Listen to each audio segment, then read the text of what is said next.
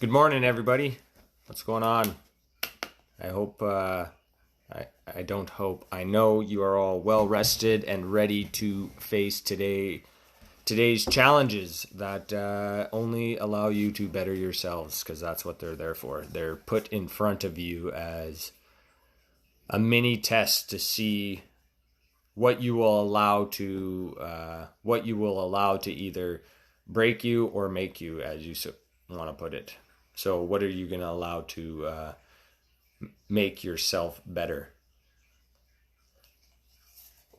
So that's what you should look at. Any little challenges that you experience, they're just an obstacle for you to overcome, to achieve what you want to achieve, to better yourself, and to strengthen your positive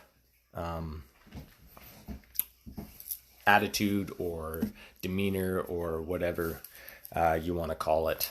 So today is a new day, and we are going to be breaking down a new book, one of which was the first ones that I read.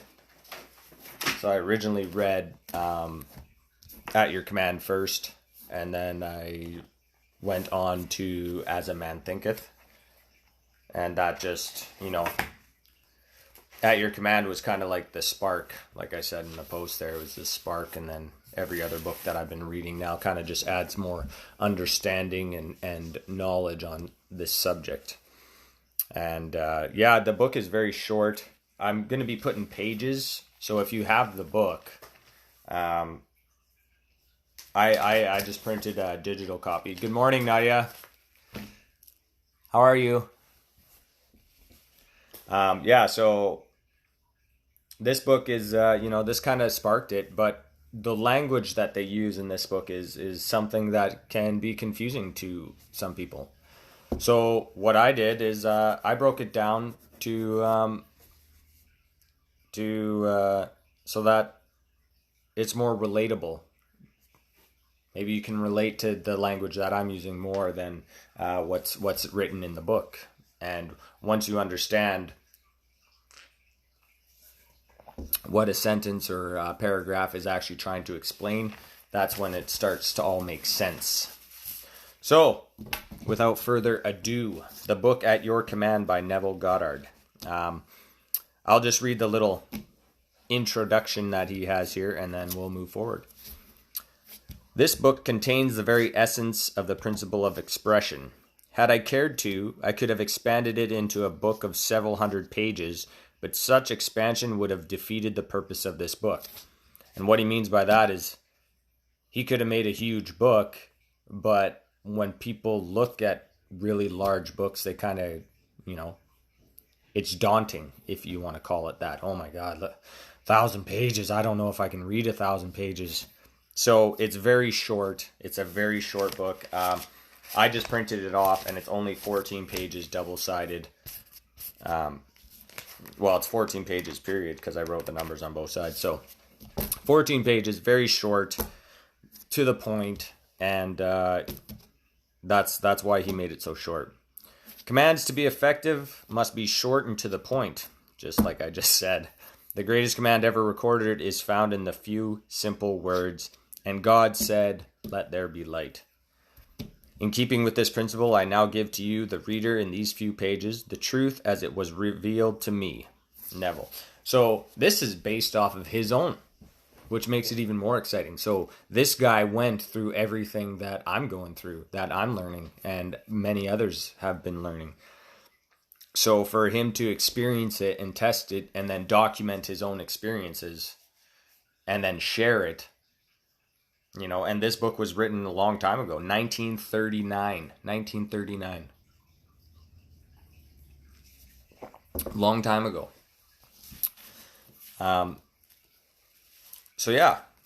Let's start. The book At Your Command. Can man decree a thing and have it come to pass? Most decidedly he can. Man has always decreed that which has appeared in his world, and is today decreeing that which is appearing in his world, and shall continue to do so as long as man is conscious of being man. Not one thing has ever appeared in man's world but what man decreed that it should. This you may deny, but try as you will, you cannot disprove it. For this decreeing is based upon a changeless principle. You do not command things to appear by your words or loud affirmations. Such vain repetition is more often than not confirmation of the opposite. Decreeing is ever done in consciousness. That is, every man is conscious of being that which he has decreed himself to be. The dumb man, without using words, is conscious of being dumb. Therefore, he is decreeing himself to be dumb.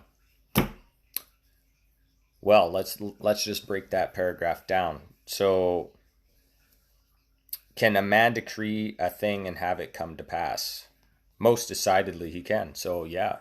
And what he means by decreeing is what you put into your conscious mind. What you put there will, it shall come to pass.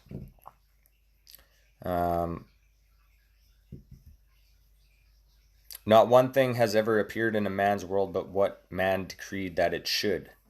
This you may deny, but try as you will, you cannot disprove it, for this decreeing is based upon a changeless principle.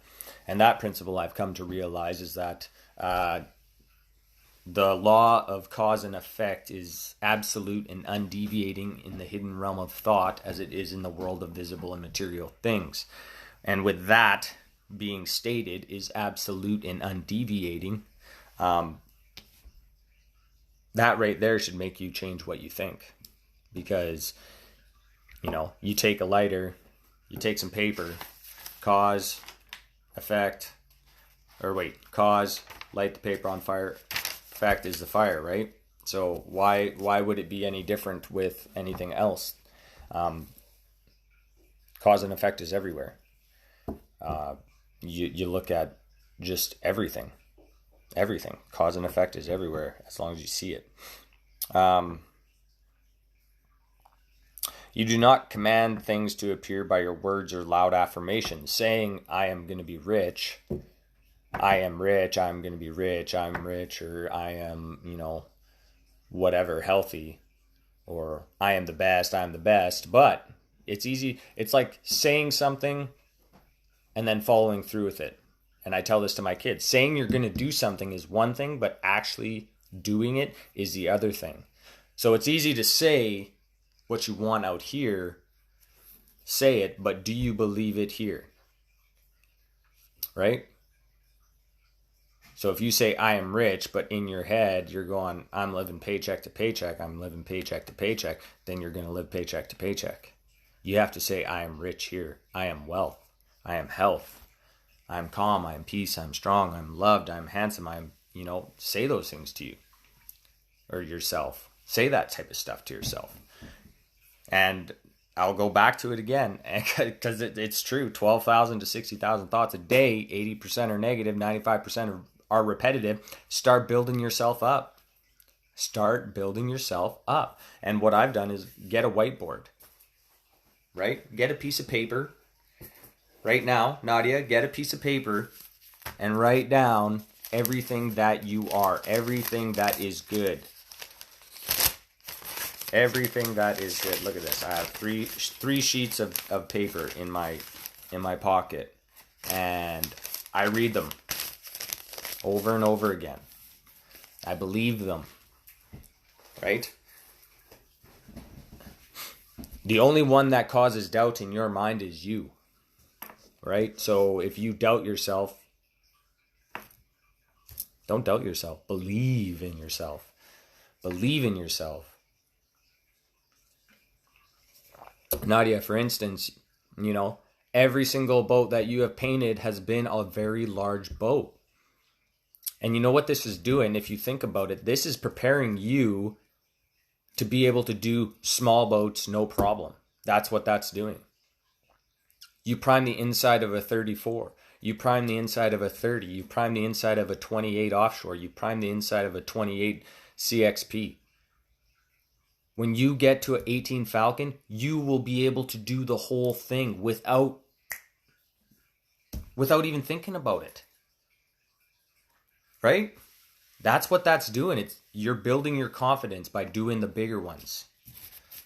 And you're doing, and that's a beautiful thing. Okay. decreeing is ever done in consciousness. So whenever they refer to consciousness here, because you are conscious of being a human, you're conscious of that. I am Talon. I am a man, right? So that's understandable, right? So you are conscious of being Nadia. So Nadia, who are you? I am. You are loving. You are caring. You are kind. You are generous. You are funny. You are smart, right? You are beautiful.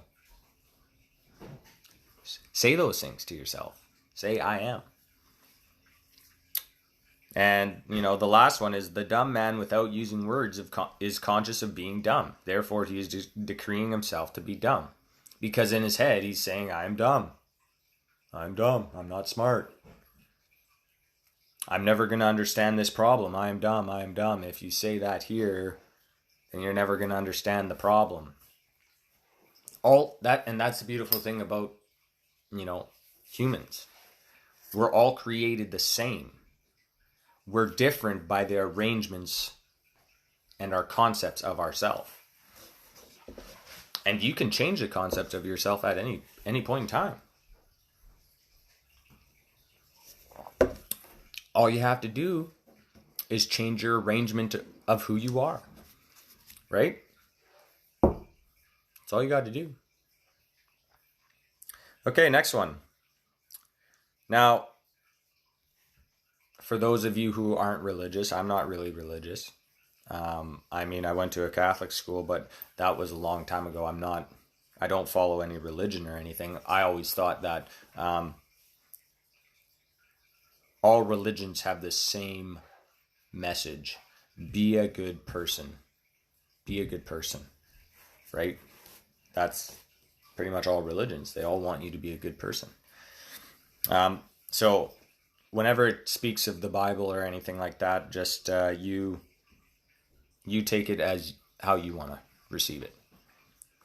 When the Bible is read in this light, you will find it to be the greatest scientific book ever written. Instead of looking upon the Bible as the historical record of an ancient civilization or the biography of the unusual life of Jesus, see it as a great psychological drama taking place in the consciousness of man. And that's what I've done.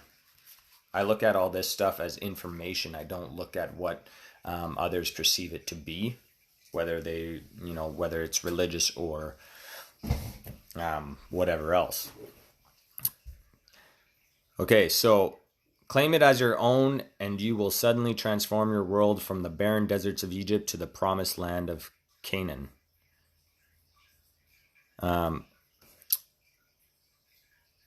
Claim it as your own, and suddenly you will transform your world. Number 3.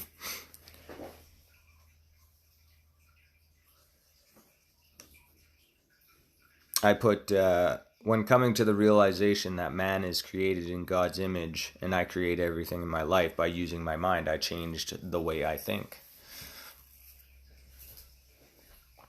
So that's what I wrote for that one. Okay, next one.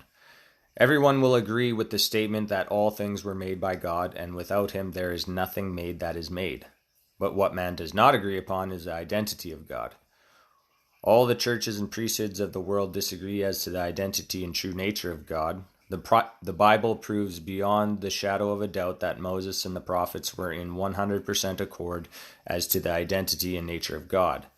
And Jesus' life's teachings are in agreement with findings of the prophets of old. Moses discovered God to be man's awareness of being when he declared these little understood words, I am hath sent me unto you. David sang in his Psalms, be still and know that I am God. Isaiah declared, I am the Lord and there is none else. There is no God beside me. I girded thee. Though thou hast not known me, I form the light and create darkness. I make peace and I create evil. I, the Lord, do all these things. See, that's one of those paragraphs that gets kind of confusing because it's referring to the Bible and God, and everybody thinks of the original way of looking at the Bible is as a religious, and it's a documentary or biography of Jesus. But, there's messages in everything. So, now, I've always thought that there is always a higher, there's always something, because we just don't appear out of nowhere. So, I've always felt that. I can't really explain it, but, I've always felt that there's a greater power out there. I just can't put my finger on it. And this is kind of helped with that. So let's just use this as an example. We'll stick with the religious aspect of this. So all things were made by God. So God made us, and God made us in his image. God is a creator. We are created in God's image. So why would people assume that we're not allowed to create what we want to experience in life if we are created in God's image? And it says later on in this book, paragraph 8, it actually says it. I just spotted it. And we'll get to that. And I'll explain that when we get to that. But yeah, so why would God create something in his image but then not allow us to create ourselves? Because as a man thinketh, we are an arrangement of our own conception of ourselves. We are the sum of all our thoughts. We are who we say we are in our mind is what we are. Because when you say something, when you meet somebody, they say, I am Talon. When you go to meet somebody, they say, I am Nadia, right? Hi, nice to meet you. I'm Talon. Conscious of being Talon. And then you build your own conception of yourself by saying who you are, if that makes any sense. Okay,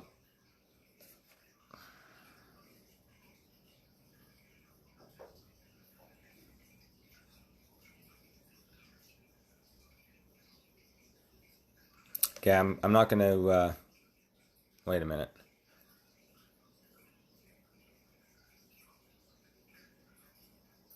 I form the light and create darkness. I make peace and create evil. I, the Lord, do all these things.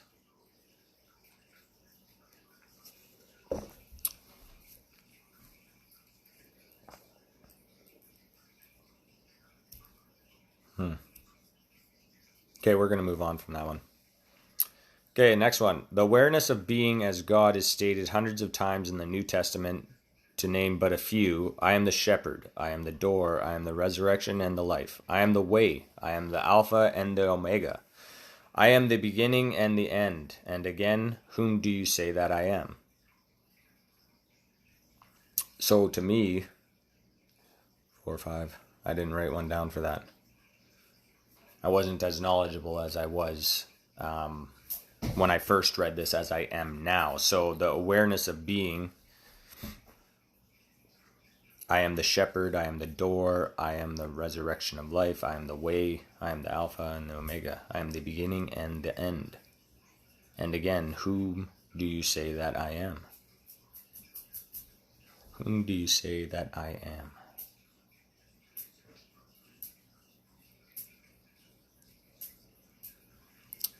So,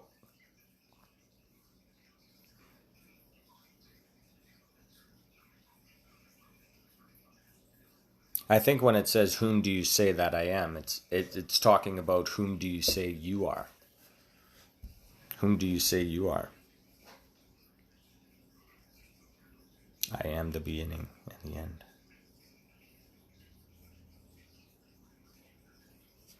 Okay, number 6. It is not stated, I, Jesus, am the door, I, Jesus, am the way, nor is it said, whom do you say that I, Jesus, am? It is clearly stated, I am the way. The awareness of being is the door through which the manifestations of life pass into the world of form. So,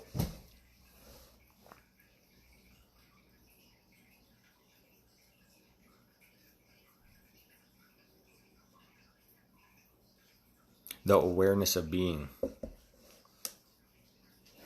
Let's go to another breakdown to break this one down.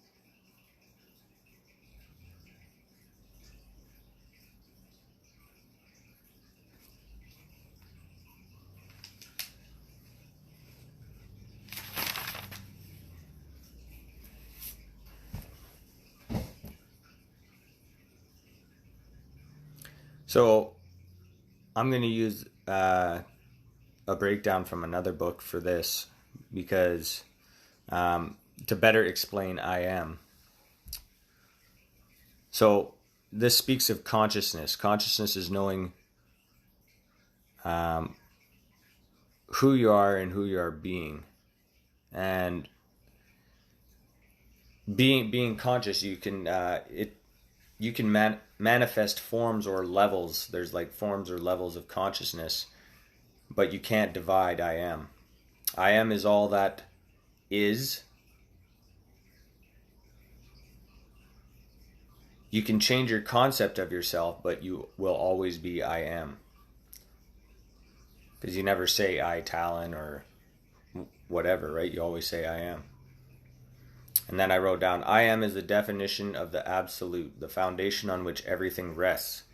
I am is the first cause substance. And then I put cause, what I am, conscious of being, or I, or thoughts. And then substance, the experience, circumstances, or outcome of the thoughts, or the I ams that were planted in my mind. So, when they speak of I am, they're referring to consciousness, which is really your subconscious. That's how I'm going to put that. Okay, number 7. Consciousness is a resurrecting power. Resurrecting that which man is conscious of being. Man is ever outpicturing that which he is conscious of being. This is the truth that makes man free, for man is always self-imprisoned or self-free. Consciousness is the resurrecting power, resurrecting that which man is conscious of being. This is the truth that makes man free, for man is always self-imprisoned or self-freed.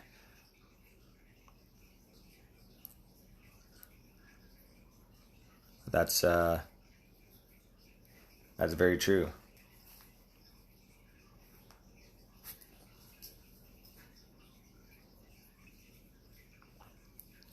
Consciousness is the resurrecting power.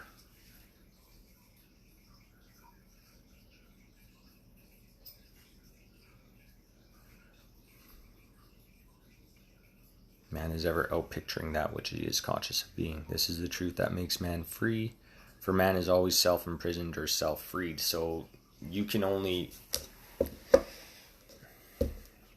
How can I turn that into something that's relatable?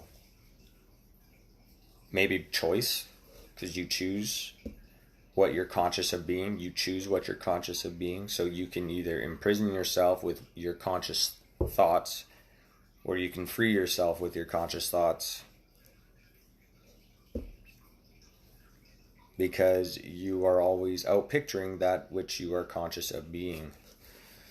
So, for instance, if you're conscious of being rich, you're conscious of being sad, You're conscious of being depressed. You're conscious of being unloved. If you're conscious of all those things, that is what you're going to outpicture in your world.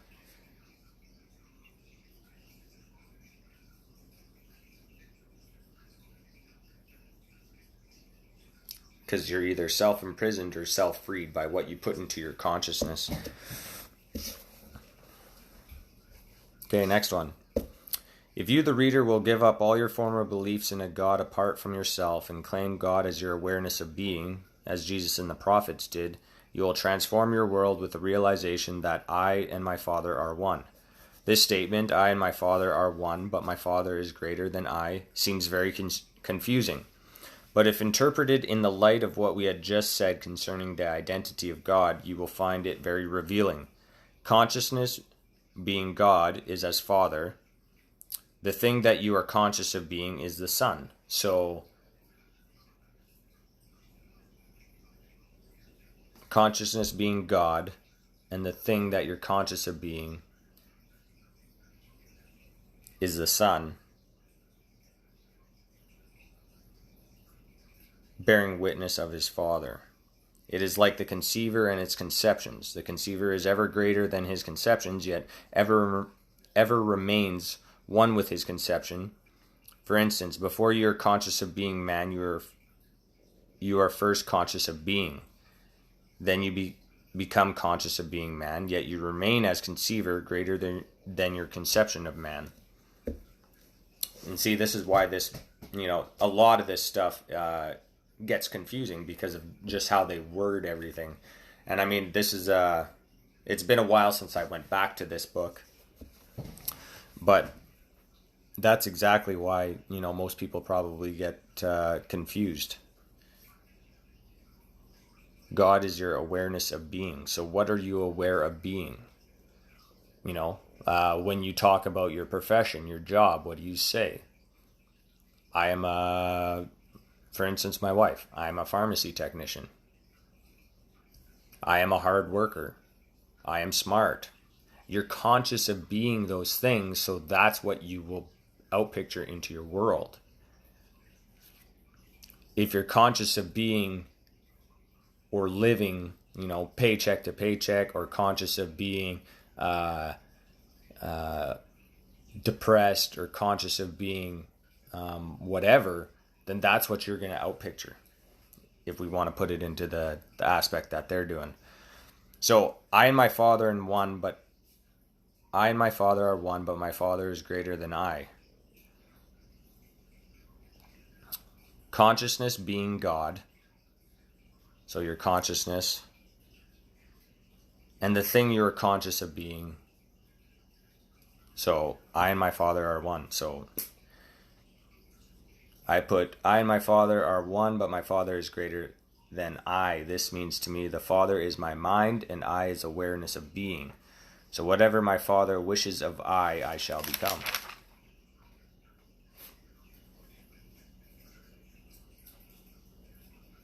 Okay. Yeah, if you guys have questions about this, feel free to ask.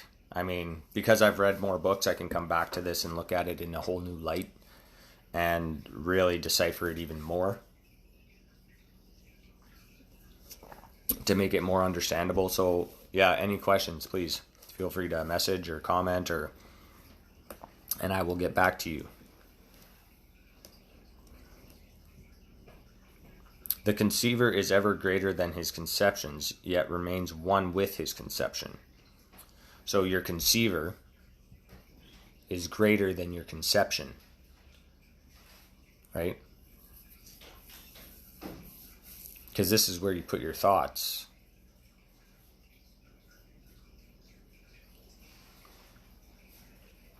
But your conceiver remains one with your conception. This does not leave. This does not leave you. So your conception of yourself is based off of what you put here. If that makes any sense. It makes sense to me. I understand it. And then it says, for instance, before you are conscious of being man, you are first conscious of being. Hi, Susie. Have a great day. I'll talk to you later.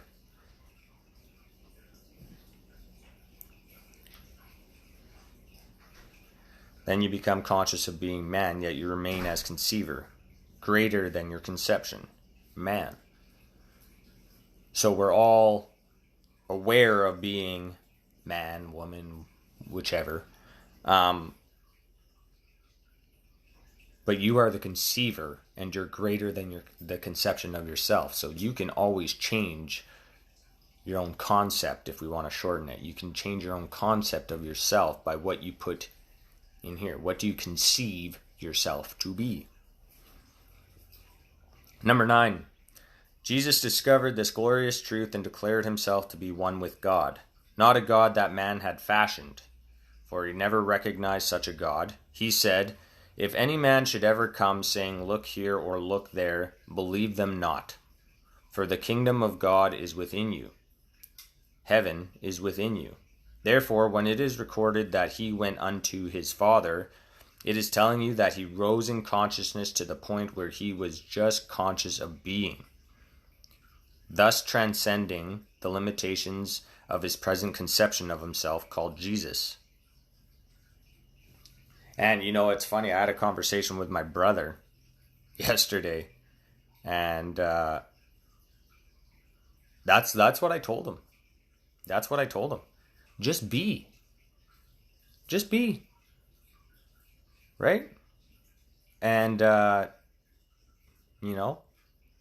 relax and just be. Just be. If that makes sense. Just be. Okay? Just be.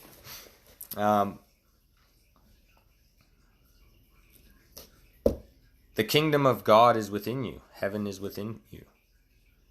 He went unto his Father. It is telling you that he rose in consciousness to the point where he was just conscious of being. He wasn't conscious of being Jesus. He was just conscious of being, it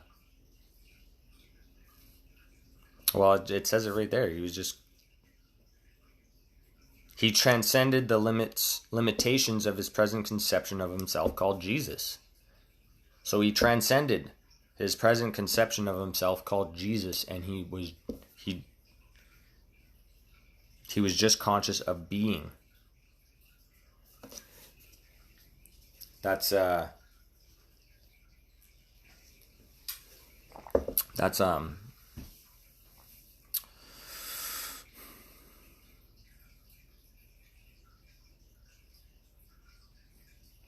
beautiful, is what that is, because if you think about it, and I look around and I see people, and with all this new knowledge that I've gained, everybody is the sum of all their thoughts of who they are. And you create your own life based on what you want to be. What do you want to experience? What do you conceive yourself to be? Right? And when you just be, you can let things go and just relax.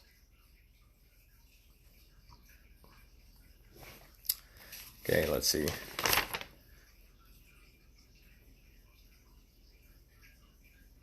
Okay, so that's the end of the first 2 pages, and I know there's a lot, and the language.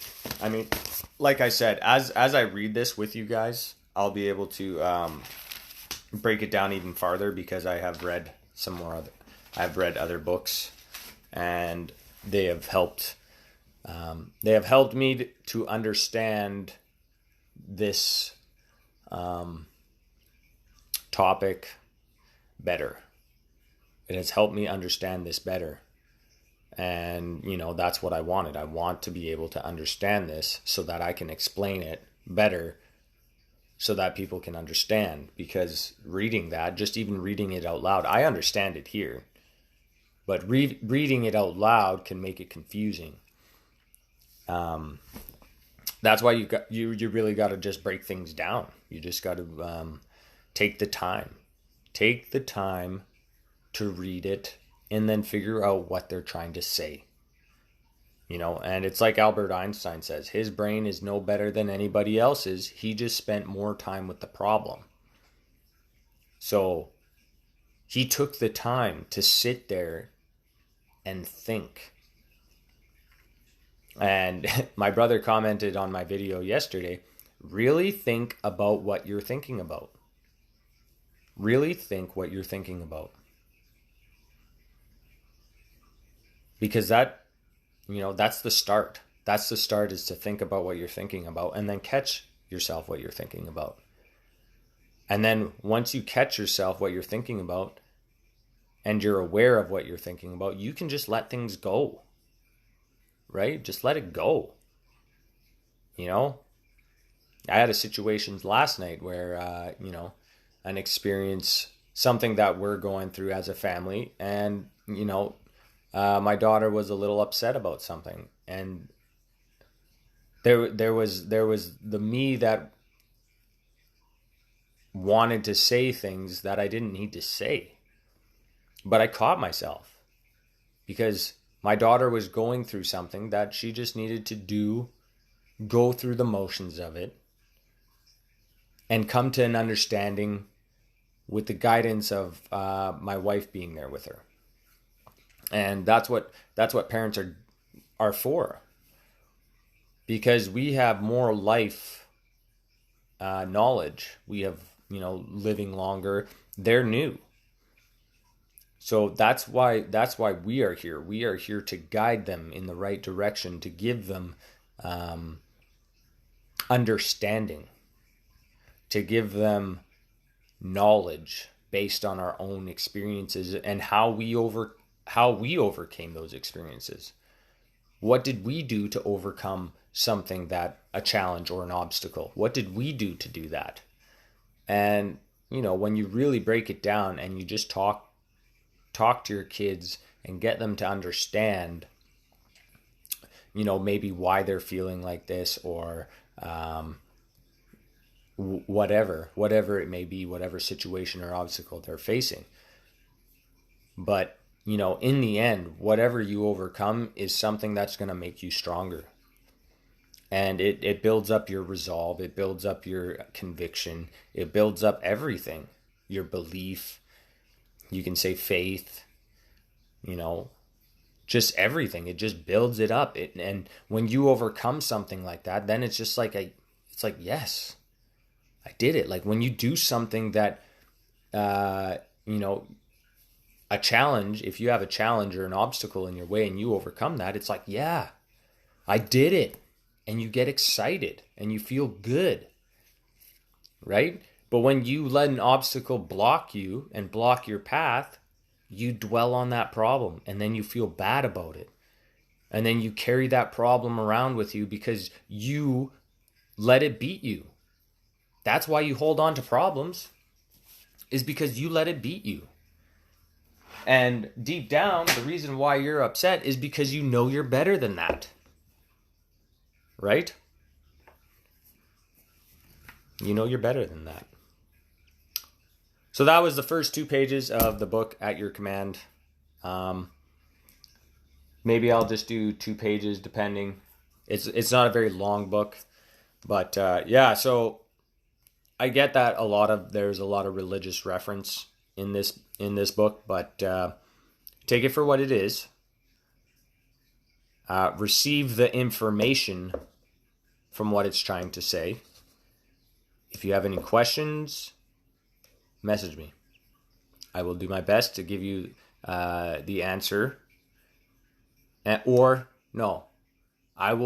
do my best to give you my interpretation of it to help you find the answer.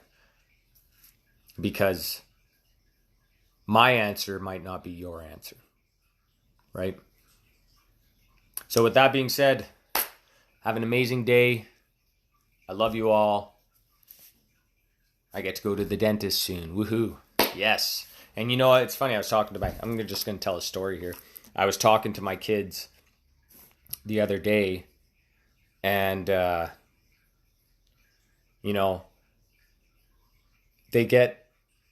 people are scared of the dentist because of what other people say.